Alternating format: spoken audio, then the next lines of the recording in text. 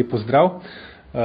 Kot napovedano smo danes na seji vlade potrdili 2 seta ukrepov za pomoč državljanom in podjetjem v boju proti draginji.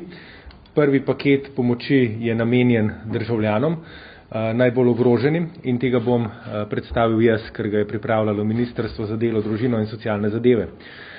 Zdaj, za razliko od prejšnje vlade smo se v naši ekipi odločili, da bomo pomoč targetirali in jo odmerili tistim, ki jo najbolj potrebujejo.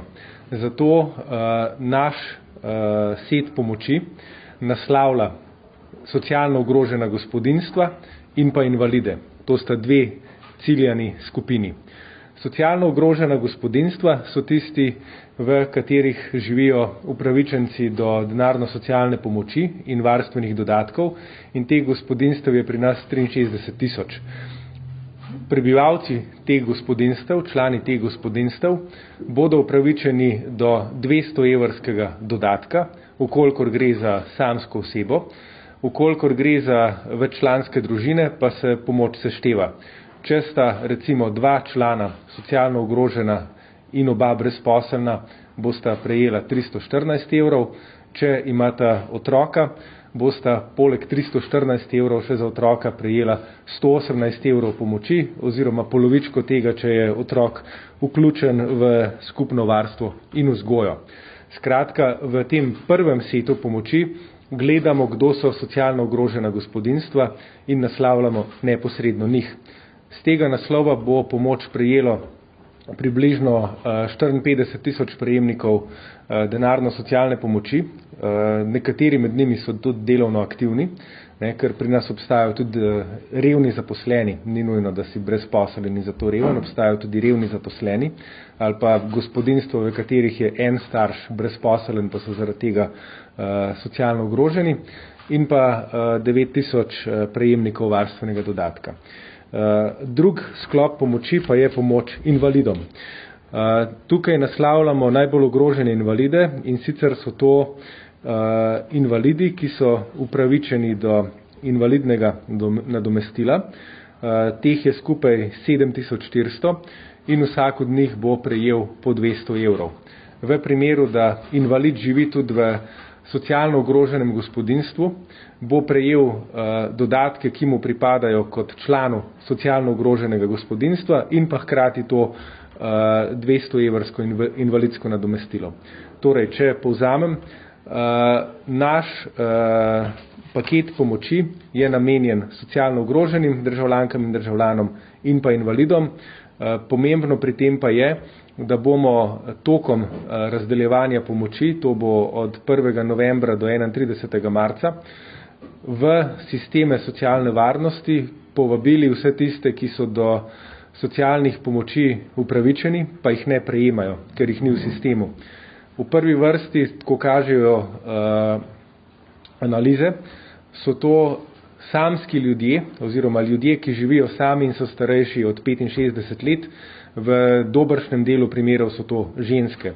Številne niti ne vedo, da jim recimo pripada denarno-socialna pomoč ali pa varstveni dodatek, in v bistvu bomo to pomoč proti draginji uporabili tudi kot neke vrste vabilo, da jih povabimo v sistem pomoči in da oni začnejo prejemati pomoč na redni bazi in se s tem materialno pomorejo.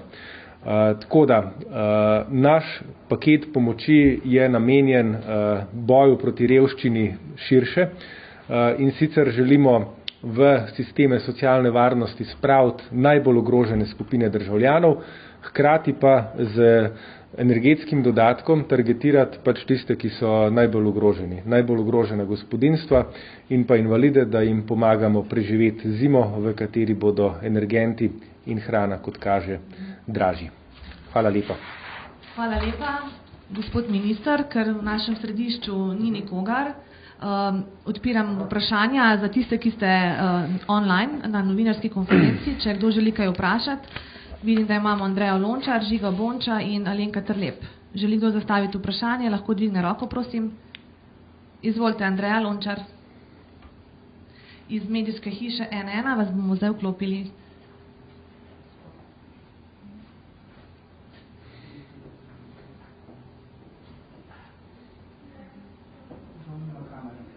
Ok, kar izvolite, gospa Andreja. Se slišimo? Aha, ne slišimo se. Vse, kar povejte. Se slišimo?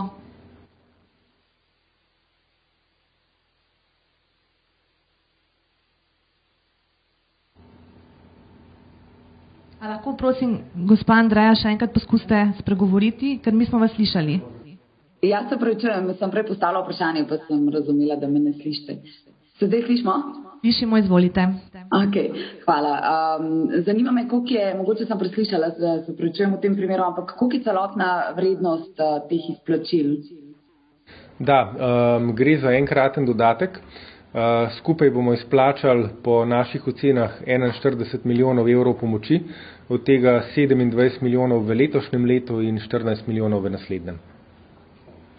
Še kaj, gospa Andreja? Gospa Andreja.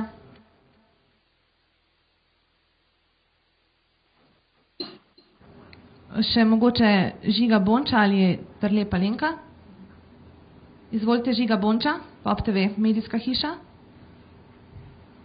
Evo, zdaj ste vključeni.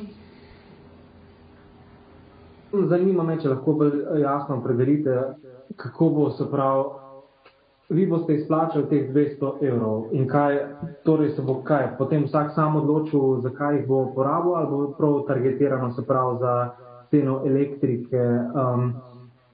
In pa zanima me, se pravi, to bo izplačano ali se bo to poznalo na položnicah, da bojo položnice nižje?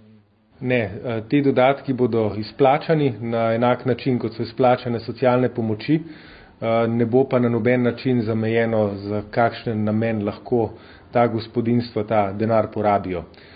Gre pa za pomoč, ki je seveda odmerjena tistim, ki bodo na lastni koži najbolj občutili rastoče cene energentov in hrane. Tako da predvidevamo, da glede na to, da njihov manevrski prostor porabe ni ravno širok, bo pomoč v veliki meri porabljena namensko. Hvala lepa. Gospod Bonča, še imate kakšno pod vprašanje? Vas bomo priklopili? Sicer ne. Sklepam, da za ministra Mesca ni več vprašanj, zato se mu zahvaljujem. Hvala lepa, gospod minister. In vabim na kodru gospoda Matjaža Hana, gospodarskega ministra, ki bo pa predstavil ukrepe, ki jih je vlada predvidela za gospodarstvo. Torej, gospod Han, izvolite. Ja, najprej en lep pozdrav, seveda vsem na drugi strani. Naj v uvodu jasno povem, da jaz osebno in Ministrstvo za gospodarstvo kot kompletna ekipa na dnevni bazi spremljamo situacijo, ki se nam dogaja ta moment v Sloveniji in je seveda povezana z energetsko revščino. Zaradi tega imamo na Ministrstvu za gospodarstvo tudi ustanovljeno gospodarsko koordinacijo, ki je seveda sestavljena iz vseh zbornic strokovnjakov, ki ministru, meni in pa ekipi seveda pomagajo pri nekaterih odločitvah in sprejemanju zakonodaje, ki bo pomagala v teh težkih časih. In drugo, moram reči, da sem zelo zadovoljen, ko imamo na vladi tudi ta tako imenovano draginjsko skupino, kjer je določeno število ministrov sodeluje v reševanju problema, ki se tiče draginje in energetike in nasploh težkih časov, ki prihajajo, in na nek način vsak minister je odgovoren za svoj segment, si pomagamo, na koncu moramo pa gledati zadevo kot celoto. Zdaj, danes smo na vladi po seveda temeljiti razpravi sprejeli zakon o pomoči gospodarstva zaradi visokih povišanj cen tako električne energije kot tudi zemeljskega plina.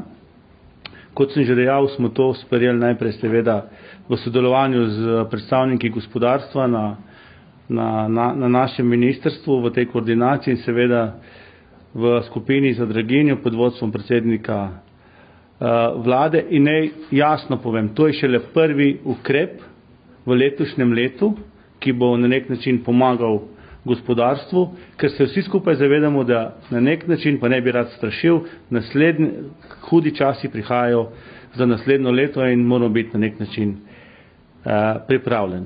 Svetovna banka in tudi nekatere druge analize seveda ocenjujejo, da je v tem času, v letu 2022, najmanj šlo za 50% se energija zvišala in seveda to vpliva na rezultate gospodarskih družb. Tudi naša gospodarska zbornica je naredila neko anketo med 61 podjetji, ki so pač jasno povedali, da kar 4/5 podjetij govori o tem, da bo zaradi povišanja cene energentov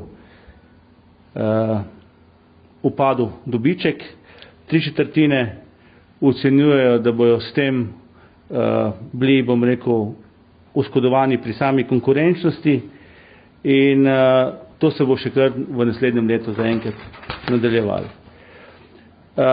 Ukrep, ki smo ga danes, oziroma zakon, ki smo ga danes sprejeli, najprej povem, da je na nek način bil predstavljen gospodarstvu, vladi. Jaz bom šel tudi s tem zakonom na ekonomsko-socialni svet, seveda v državni zbor. Seveda je pa tudi usklajen za Evropsko komisijo, kar je zelo pomembno, da ne bi prišlo slučajno do tako imenovane državne pomoči in bi potem bili v težavah. Kaj bomo naredili? V bistvu bomo na nek način, bom kar prebral, da ne bom slučajno naredil kakšne napake.